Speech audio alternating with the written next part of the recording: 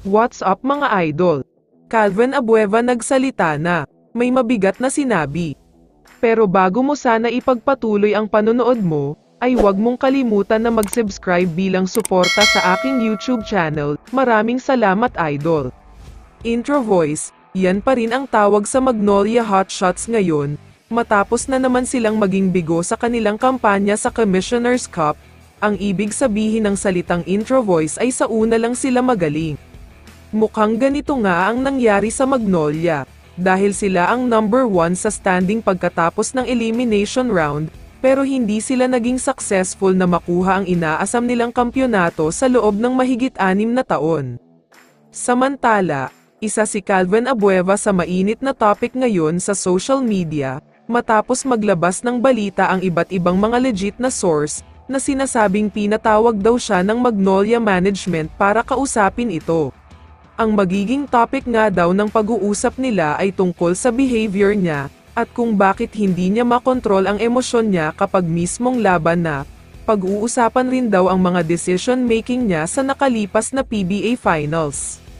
Kaya naman kumalat na ngayon ang mga balita tungkol sa mga trades na gagawin kay Abueva, dahil hindi na daw talaga masaya ang Magnolia Management sa kanya, at ang mas masaklap pa ay pati mga kakampi niya ay hindi na daw natutuwa.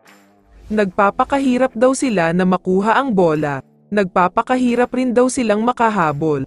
Pero si Calvin Abueva daw ang palaging sumisira sa momentum ng Magnolia, kaya naiinis na daw talaga sa kanya ang mga kakampi niya.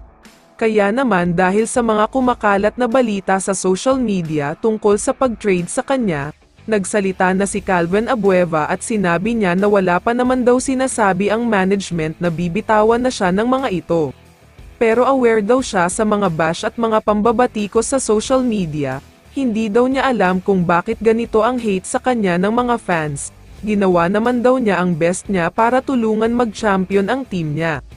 Sobrang hirap lang daw talagang manalo lalo pat napakalakas ang line-up ng San Miguel Beermen, pero sana daw ay ma-appreciate ng mga fans ang effort na ginawa niya, dahil all out at binuhos daw talaga niya ang lahat.